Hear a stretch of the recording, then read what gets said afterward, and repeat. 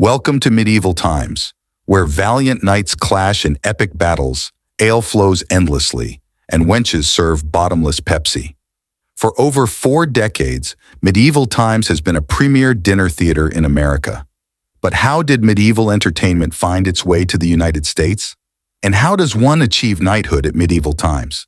Today we'll delve into the history and culture of medieval times. But first, don't forget to subscribe to the Heritage Lifestyle of America.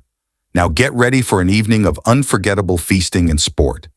Medieval Times' journey to America is rooted in a fascinating history. The story begins with John André's Meschianza Festival in 1778, a grand event meant to honor British General Sir William Howe during the American Revolution. The festival, featuring the first known American jousting tournament, showcased the era's love for medieval European traditions. However, jousting didn't become popular in America until 1841, when William Gilmore hosted a tournament inspired by a Scottish jousting event he witnessed. This ignited a passion for jousting in the southern United States, with numerous tournaments being held across farming communities. During the Civil War, jousting tournaments served as Confederate fundraisers. Post-war, these fundraisers transitioned to support Confederate monument constructions, ensuring the sport's survival into the 20th century. In 1962, Maryland recognized jousting as the state sport, a significant milestone in American jousting history. In the 1960s, José Montaner, claiming descent from Charlemagne, operated a barbecue restaurant on his family's farm in Mallorca, Spain. The competitive restaurant scene in Mallorca, combined with the influence of the 1961 film El Cid, inspired Montaner to recreate the medieval fair experience at his restaurant. His innovative dinner theater featuring dueling knights and serving wenches became a hit among European tourists, prompting the expansion to Benidorm on Spain's mainland. The success of Montaner's medieval dinner theater caught the attention of international investors in the 1980s, leading to the establishment of Medieval Times in America. The first U.S. location opened in Kissimmee, Florida, near Orlando, in 1983.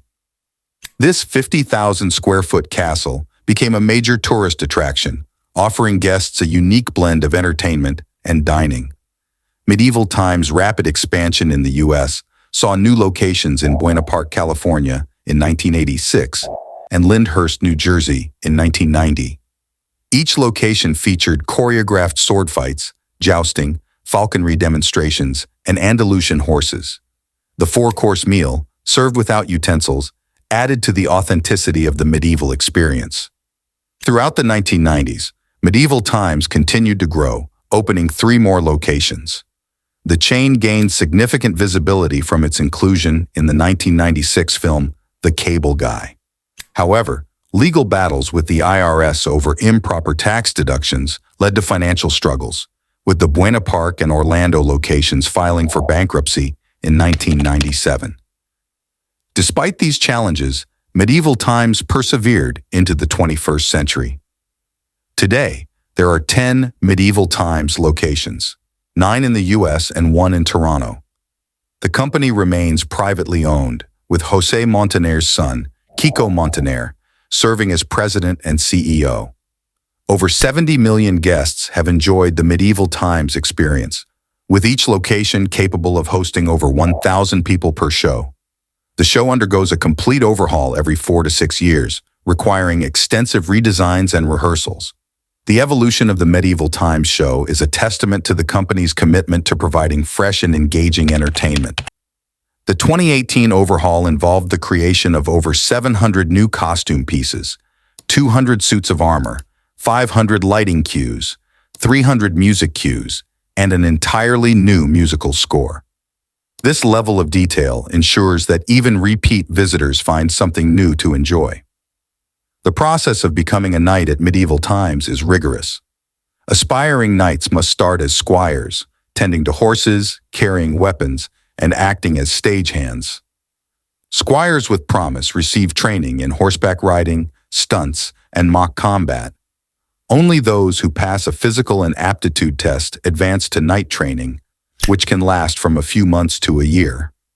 Although only men can currently become knights, Women can serve as wenches or serfs, merchants, and stable hands. In 2017, Medieval Times introduced a queen role in response to guest feedback, marking a significant step towards gender inclusivity in the show.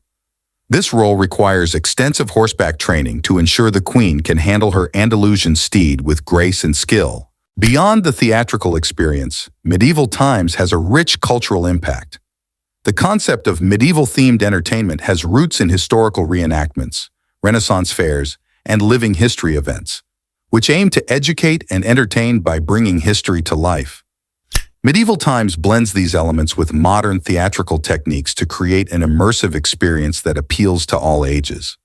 The popularity of Medieval Times can be attributed to its ability to transport guests to a different era, offering an escape from modern life.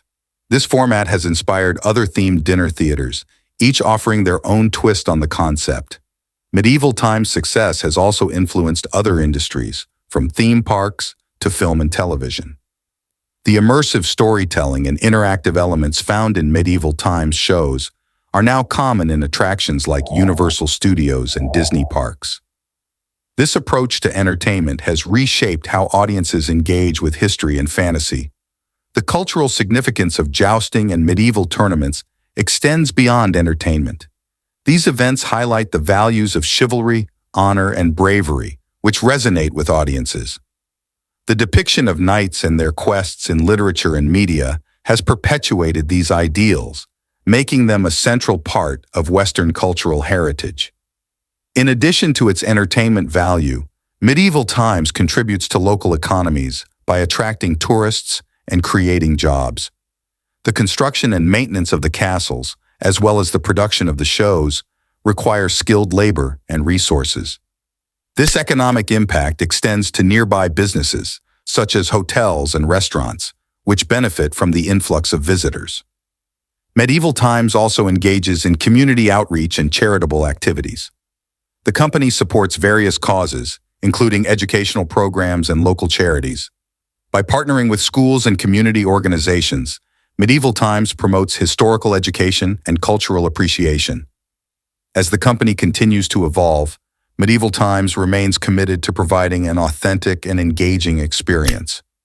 The introduction of new storylines, characters, and special effects ensures that the show remains fresh and exciting.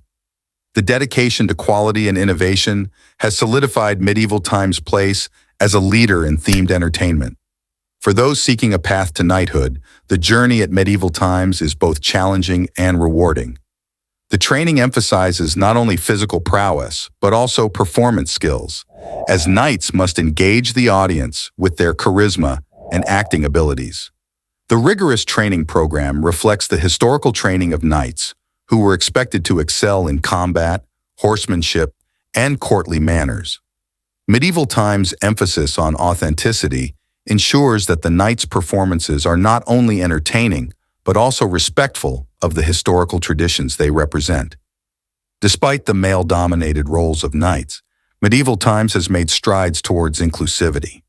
The introduction of the queen role and the hiring of women in various positions demonstrate the company's commitment to diversity. Future developments may see even more opportunities for women to participate in the shows and contribute to the medieval experience.